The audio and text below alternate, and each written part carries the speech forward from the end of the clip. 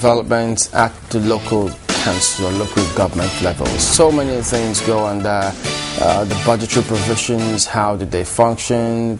How many people know who they're supposed to refer to at that stage? Or is it that everything seems to be going on well and there's no corruption there?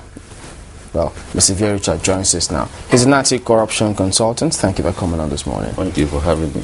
You're working on something concerning this stage, and because that's some stage that a lot of people gloss over. Perhaps give us the benefit of hindsight. What have you found while at it? Well, let me start by drawing attention to an imagined government, so to speak, within the polity. You know, we have 3 tiers, the federal, the states, the local government. But there's a 4th tier of government that is coming on strong right now. Which is?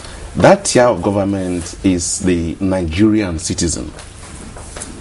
You know why he is a tier of government? He provides his power, he provides water, he sends his child to a private hospital, private school, private security. Sometimes the road around his house, he does it. And that's going to, on the long term, undermine direct taxation, because if the state fails in all it should do, then in the tax law there are rights and the obligations. If the state fails, I wonder which of the citizens is going to happily pay direct tax to the state.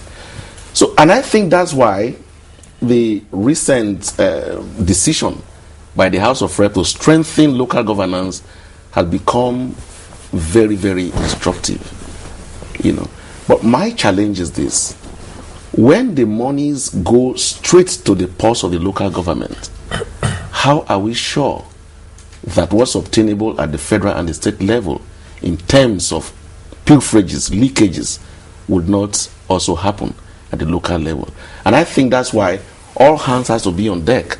For me, I think there's a need to design a peculiar system for the Nigerian state, because the most important tier of government is the local government, and that's the one that the people primarily see and they feel. Are you sure of that? Yes, sure.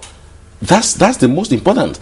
If you ask me, from my study, I know that the most important legislator in our polity today is the councillor. Well, it's not the senator. It's not the man. Talking from the textbook or the way it should be. Exactly. Because Nigerians, a couple of times, we've put up questions to people, and even for one, I don't know my councillor, let alone my chairman. I was going to say, and I live in this country. I was going to say, you mean it should be the local government chairman or the local councillor? Because they're very two different things. These things have been watered down completely. The truth of them, those days, when I was growing up, those days, in the 60s, early 70s and all that, I saw dispensaries. A child would injure, you sustain injury, you walk into a place, iodine is there, plaster is there, you paid no money. You went into a clinic, all right, you got APC, aspirin, Nivaquine and all that, you paid no money. You start paying money when the thing goes higher to general hospital, and the money was even minimal. Those people providing those local health programs, the local education at that time were the local counties, the local government officials. Were we paying tax? Sorry. Yeah. Were we paying tax at that point in time? At that point in time, those days, I'm telling you, if you bought, there's this rally bicycle. If you bought a rally bicycle, you had a license for it. So you were paying tax. And we didn't have this kind of councillors now. The councillors we had at that time, they were well-respected people within the community. It's different now. Knowledgeable, it's different. And we must go back there. So that's why I became very interested in this subject. Now, we've put together a number of things. For instance, there has to be a local integrity system. If we can beam that thing on the board, I'll be able to show you a few things. It will come a local integrity system. Now, every democratic setting has an integrity system. All right, at the federal level, you have the legislature, which is the essence of democracy. You have the executive, you have the judiciary, you have all those things in place so that one party does not lord it over the other. In other words, it's a system of horizontal accountability. That's a system we must build at the local level if the monies that will come down will be judiciously utilized. So we've identified. It will come off shortly, but before we even continue on that, so that we wait for it to come through, the kinds of people that are in the local government now, because I mean, some states they've not conducted elections for the past 3 years. Some after 3 years they appoint caretaker committees, so it keeps happening like that. And so the people who are there don't owe or don't feel any obligation or obligated to the people who they're supposed to serve. And we see some dictatorial tendencies among some of these people. And those part of the concerns we should be worried about if they were to access their funds via a direct line.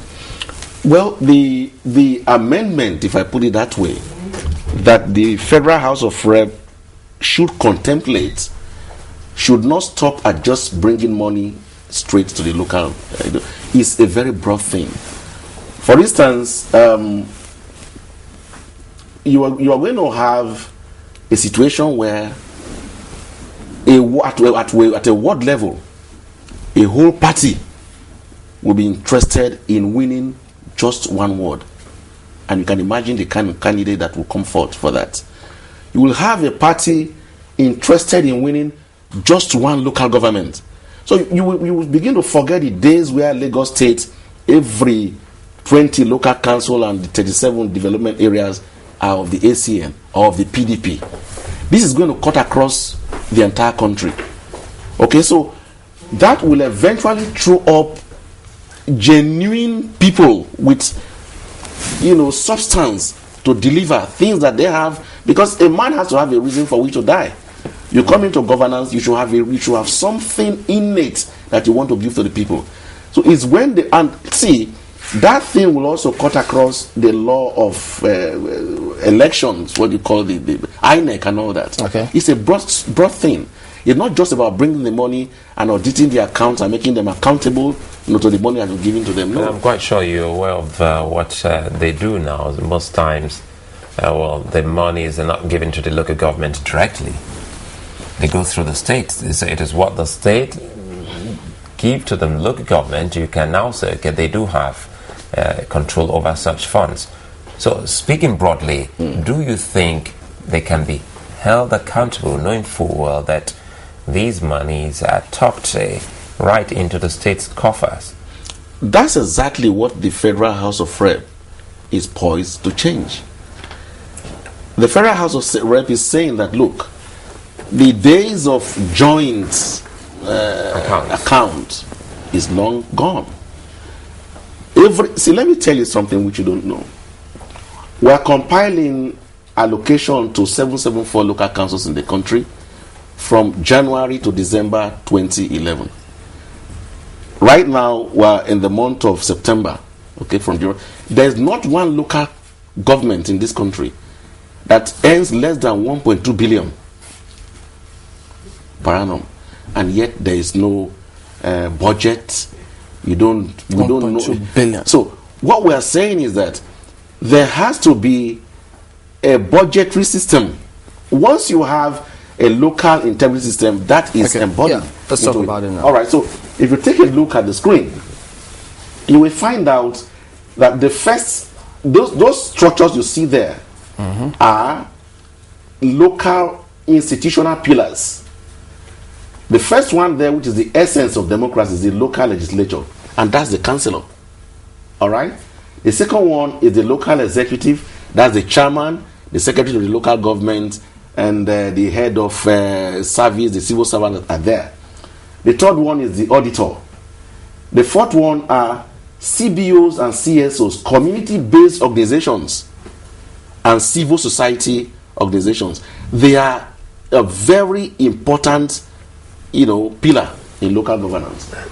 Then you have the traditional leaders you have the religious leaders, you have the local press. The local press, you see, channels at this level will not be looking at government in Shomolu. Okay, let's take a village setting, for instance. You're going to have people like the town criers, and we're talking about community newspapers. Yes, community. If you have that in place, fine. And then the professionals, those people that you respect within the community and all that. I think you seem to skip the local judiciary. Which one is the local? Local judiciary is what they've almost forgotten it. The magistrate court, the customary court. Those days there was, what they used to call when a child is so stubborn at home. There is a place they take. What did they remand home? No, things like that. That has those things. The spirit is in the constitution, but it's not in practice. It's been washed out, and we must reinvent the wheel. We must bring back all these things to take us back to where we started, which is better than where we are now. You imagine that those days we weren't as rich as we are now. Now the money gets more, and the citizen gets poorer. Mr. Ivie, I don't know. I see your point here in terms of how people might get a little more interested in local governments if local governments got the money directly. But I don't quite share your optimism in terms of how this could work, and I'll tell you why. Let's look at the federal government, that doesn't have to struggle for the funds. The federal government has the funds directly, gets the funds directly from the account or from the federal allocation account. Same thing goes for the state government. Now, what we're trying to say here is that if the local governments got the money directly, they might be a little more interested in governance. But what we've seen over the years with the federal and state governments is that we don't really do much when we have been elected into office. But when the next election year comes, we spend so much money from the till, fighting for the next election. Don't you think that could actually happen again in the local governments, so that a local government chairman and a councillor can, do whatever it is that they do normally, and then when it's election time, all they do is get money or mobilize money to fight for the next election year? Let me give you a basic example. You know who the village thrift collector is? These people that go around families. Give me your money, I keep it, give me your money. At the end of the year, we come to share. Somebody wants a loan and pays. That's exactly what this system will reduce the local authority to. The easiest person you can, it's difficult to see Fashola, for instance. But I can walk into Koshofe now, I live in Antony, and see the chairman there. Of course, I will hold the councillor in charge of my ward. If I wanted to, it's much more easier for me.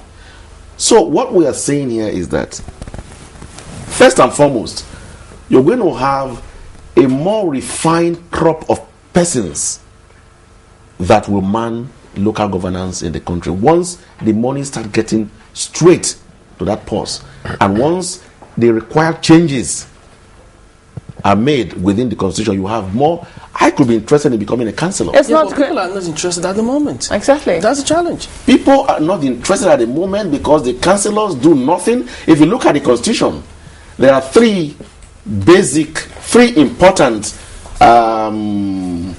assignments: local education, local health. You may call it local infrastructure because cleaning of drainages and all that is assigned. But look at local health, look at local education. Then you talk about drainages, you talk about those little things that are there. So these are important to the common man. There is the first feel of, you want to call it the fruit of democracy or whatever, that the ordinary man feels in this environment. Now, they don't feel it. The constitution says that the state house of assembly will make legislations that will govern. That's what it says. There is no place in that constitution that we're operating right now where the local councillor, the function of the councillor, is mentioned. That's an aberration. So the amendment that is to come, I'm sure, will address all of it. Because once you bring the money straight and it gets into a coffer, the councillor will have an oversight function. You have councillor for agri, councillor for health, councillor. It's like that, the way it is at the top, that's the way it is at the bottom. But they don't discuss, they don't do anything because there's no provision for them within the constitution. I think that all that will change once the money starts dropping straight to But Mr. Richards, coffers. don't you also worry about, you mentioned earlier the correlation between taxation and governance. We're still looking at the money coming from the center. Yeah. Don't you think that in some ways that is going to be a problem for us? Because there can be all sorts of stories from the local government chairman if eventually they start getting that money directly. For instance, they can say more than half the money goes on personnel costs. That could be one. That could be an excuse. There could also be the instance of we're not quite sure this money is not exactly enough. How do we begin to get the local people involved by helping them or making them pay tax? Thank you very much. I believe that's it's the only not way. just about the tax. Yeah. You just brought up something that I just thank you for bringing that up. There's what we call public budget hearing, and that's what we are recommending for the Nigerian system. Public budget hearing. Now, I mentioned earlier that between the months of January and September, there is no local government in the country now that has earned less than 900 million. All right? Give or take, by December last year, by the time we finish the computations, you'll find out that the minimum will be 1.1 billion, 1.2 billion, every local government. So there has to be a budget. But how will the budget come? This is how the budget will come, and that's what we outlined here. Now, look at the pillars you saw there before. People from the CSOs, CBOs, and all that, traditional leaders and all that. They belong to ward after ward. These are the people who will identify important projects that should be undertaken within these wards in consonance with their leader, who is the councillor. I want a town hall. I want a dispensary. I want this. If Lagos has 10 wards, okay, such demands are going to come from those 10 wards. These demands is essentially money. And then a day is appointed where everyone sits. All those people you saw that were listed on that local integrity system, they sit down. The chairman of that thing is the local government chairman. And he says, look, for the year 2012, all I'm expecting is maybe 1.2 billion. But everything that you have brought, Ward A, Ward B, Ward C to Ward 10 is going up to close to about 2 billion. So they begin to streamline until an agreeable level is reached. And the little bicycle rider in Ward A knows that, look, the gutter here will be cleaned by the government this year. The people become auditors to their own projects. But that's what we said. Once the money come in. Sorry to butt in. Yes. That was what we were trying to point out at the start of this whole discussion, that if we talk about the monies, irrespective of how the money comes to the local governments, they still do get some amount of money. Otherwise, we haven't even seen some cry out in the open to say, my state government has refused to give me my own entitlements when it comes to some of these funds. So what do they really do with the money? Is what is a concern of the people. If you talk about clearing of drainage of the drains, you're talking about fixing of some other local education, primary health care. People don't get to feel them, and that is the issue. The monies are not released. No, see, listen, you have a party structure, okay? I don't want to take any party as an example, so I won't be personalizing things. But the party structure, the party has a chairman. That party has a governor. The same party has members of the House of Assembly. The same party has people at the national legislature. And the money comes. The money goes into a joint account. What the state government does is call the local government chairman and give them the amount of money needed to pay for personnel costs. If there's any serious infrastructure thing to be done, I really don't think that those people they receive money to do all that.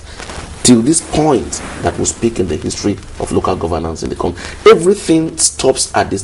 That is why, in the wisdom of the House of Rep, and I think that this thing is coming to play because of the problem that is coming from the north. That look, let all these monies go down, have a private account. We will not, or we will audit that private account and hold you accountable. It's only when that comes into play, because there's no chairman now that will say, look, my governor held this back. You go straight to jail. You have to account, and if you will account for it, and you are elected into that office, of course you want to see every kobo that came. But let me tell you, what that is going to throw up is the fact that all the agitation for there's too much money, 13% derivation and all that will be laid to rest. You know, we come up the moment there is a lot of good governance at the local level, more responsibilities will come from the federal and states, which means more money. So that sharing of the federal will be receiving much less, while the local will receive. Now I say, let's have the stronger sides and the weak center.